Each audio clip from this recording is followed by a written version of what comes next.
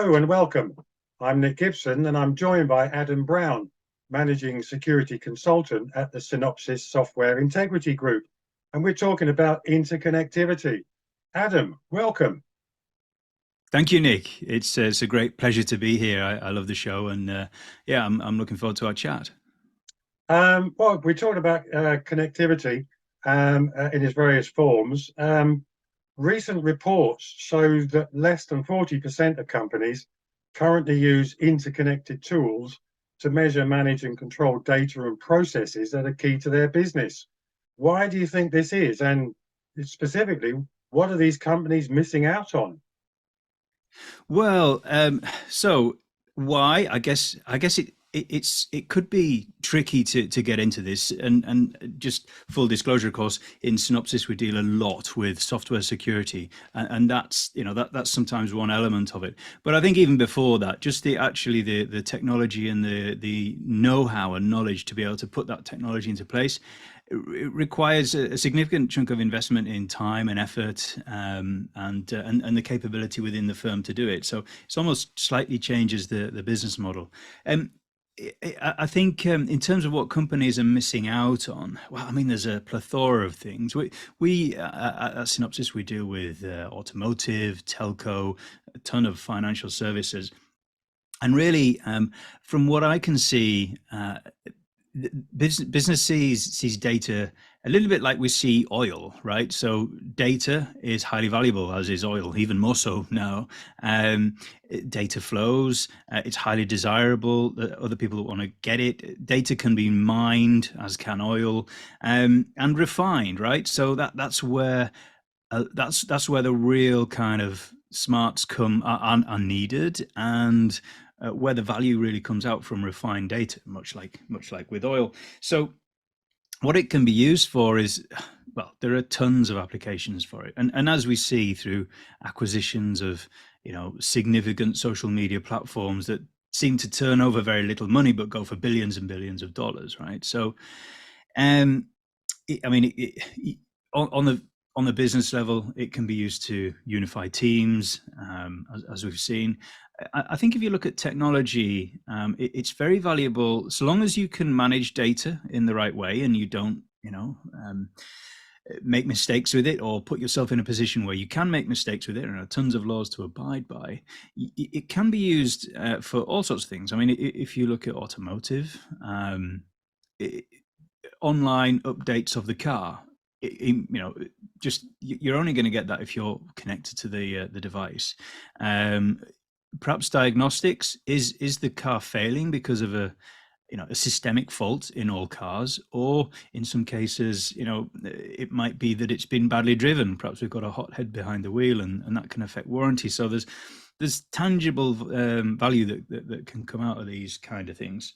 um yeah, so and other things like platforms and systems, like if you're doing some marketing, you can then connect it up to your CRM system, and so long as that's done the right way without introducing any risks, and as long as you're sharing data in the right way, then that can be a very, very valuable way to find out who's kind of looking at your product, or who's um, who's a potential candidate to give a call to or drop a mail to.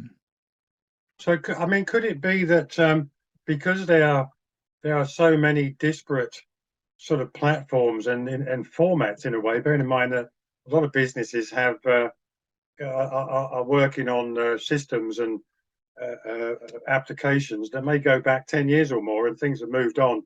Is one of the barriers to getting people to make more of interconnectivity and the use of data, is one of the barriers, do you think, sort of legacy issues in terms of trying to integrate everything to work seamlessly, or is it a matter of culture and philosophy? People just don't get it.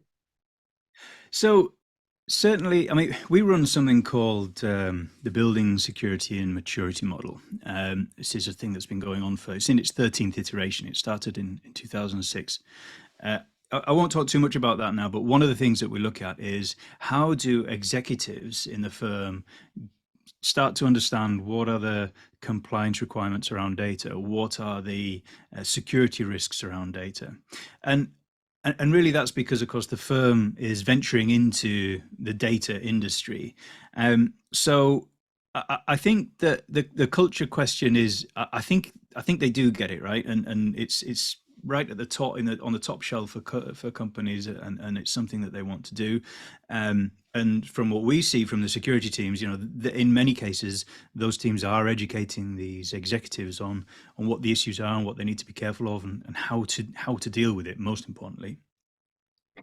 Um, in terms of, it's a very good point you raise about legacy systems, because that is a big thing. Certainly for really well established firms that have been around for 20 or so years, they're running on, in some cases, on fairly creaky old technology. There's a constant shift to cloudify everything, and digitalization kind of initiative. However, in some cases, it's very expensive and very hard, and it requires investment. I think that is a real stopper for some firms. However, it's not for new firms, right? Firms that go with a kind of cloud first approach or SaaS approach, then it's less so. We live in an increasingly data-driven world, as you pointed out at the beginning. It's vitally important now, for all manner of reasons. How do you go about managing data connectivity? Is there off-the-shelf kind of applications? Is there a sort of standard approach, or is it a matter of looking at all the disparate connections and devices and platforms, and trying to work around that?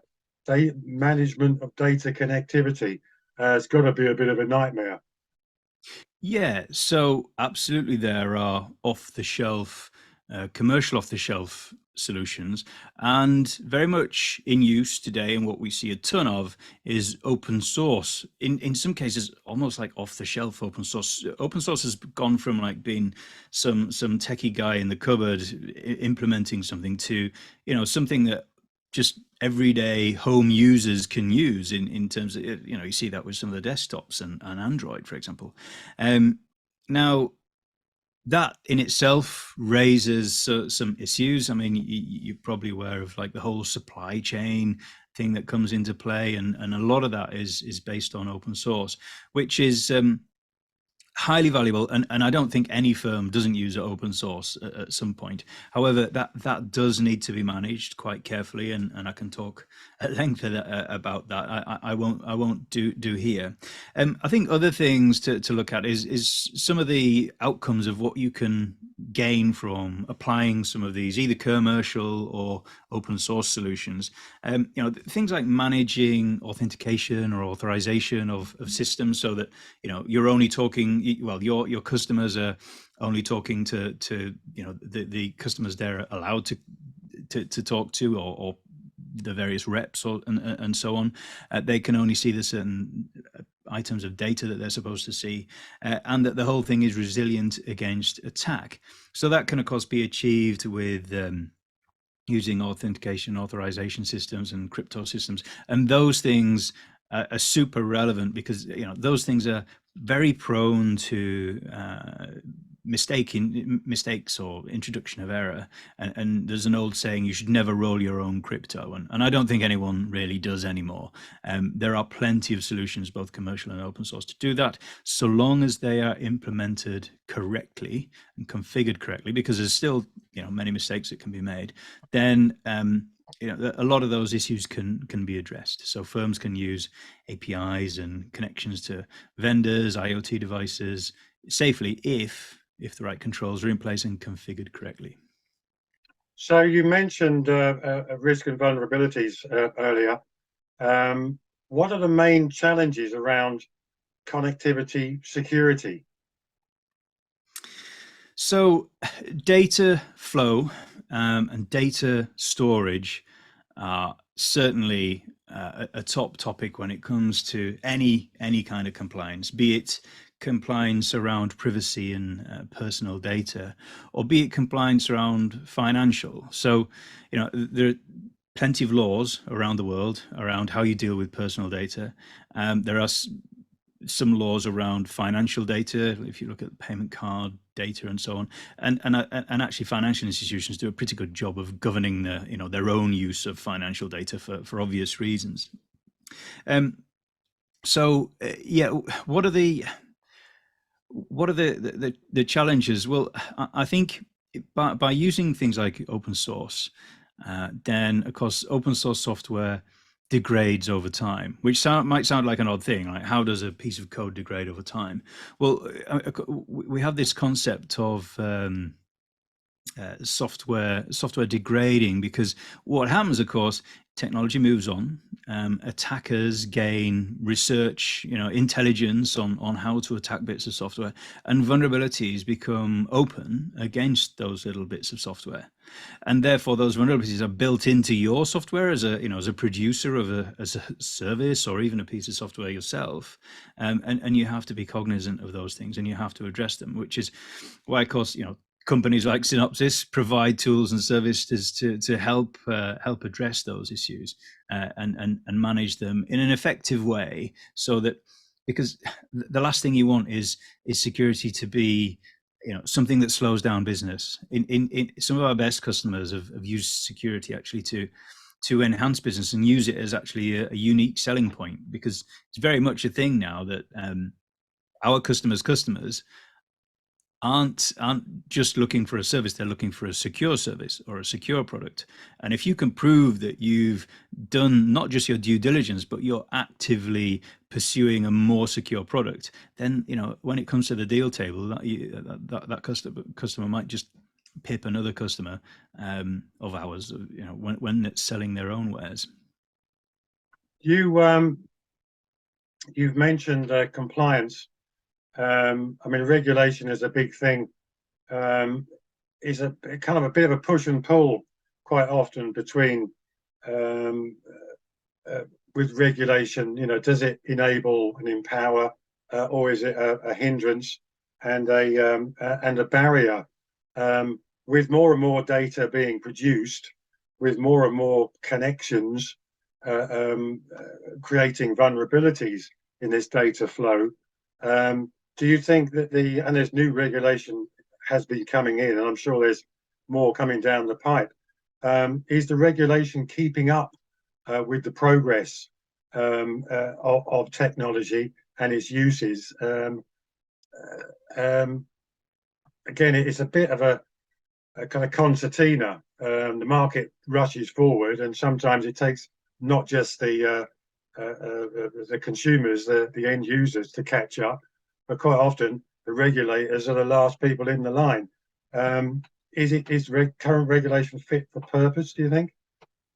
I think you're right. I think regulation does follow trends, and it just takes time for laws and legislation to be produced, and for those that produce them to actually even realize that they're needed. Are they fit for purpose? Well, they could always be better. Are they necessary? Absolutely. I think that there are two levels where it applies, right? So on your kind of small firm that, they're out there in the Wild West, they just want to, make a living. There's regulations that stop any kind of carelessness happening, and they're absolutely necessary. It's like a bar to entry to actually be able to do business. I think for larger organizations who actively want to be seen as, mature and capable and doing the right thing, at the same time, those same regulations drive that motivation to actually make sure that their processes and systems are compliant. That said, I don't think you can say you can comply something secure. That's never really happened. You can introduce a level of security in the less mature firms by having regulation, for sure.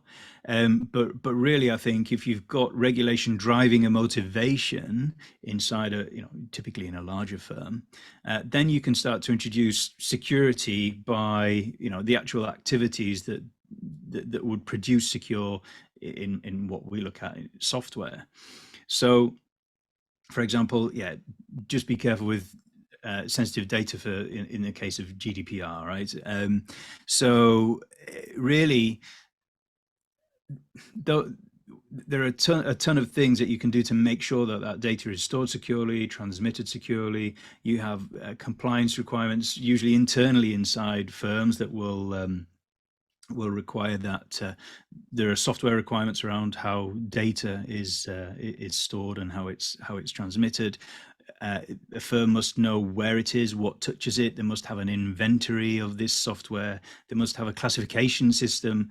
You know, compliance drives those things, but in itself, it doesn't prescribe it. So I think it's valuable for sure. It's always going to be catching up, though. There was a report that came out only today. I think they said that the greatest vulnerability is people's complacency around this about passwords and things. Moving on, we're coming up to the end of our time. You deal across, a wide range of industries, big and small, and large industries and sectors. There's a lot of uncertainty, quite a bit of gloom at the moment.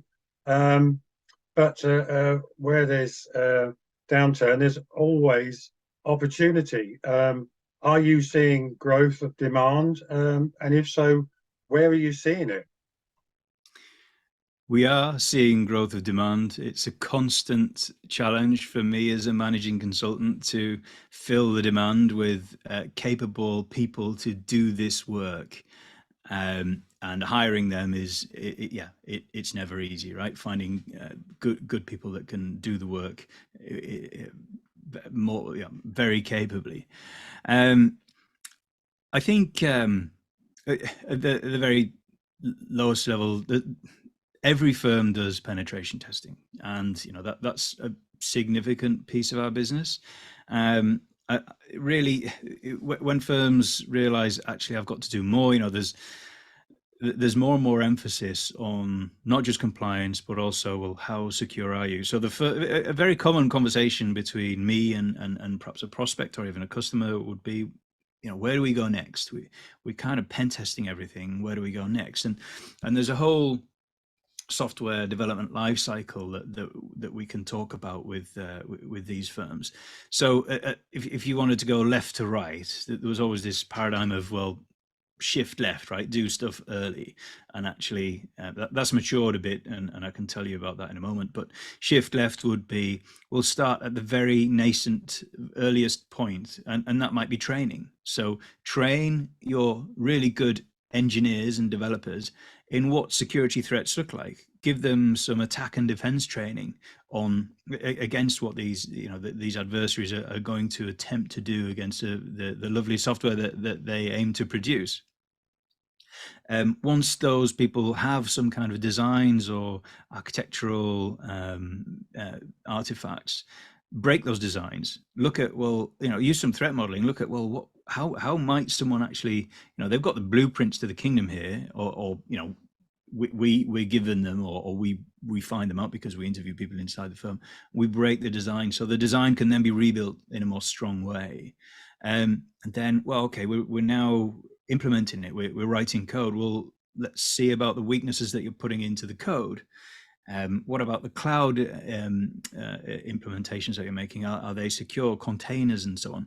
So there's so much that we can do, and it constantly,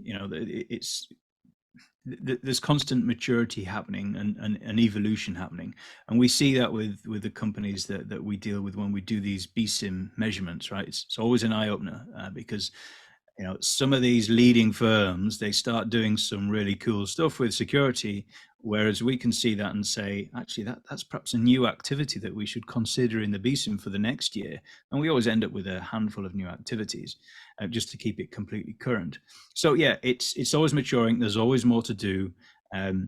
And actually, it gets more and more interesting the more you get into it. People might see security as boring, but actually, I know plenty of people that get a great thrill from breaking it. Now, they're the good guys. There are so many of the guys that will do it for their own profit, gain, fun, even. So yeah, there's always more to do, and therefore we'll always be busy. It's a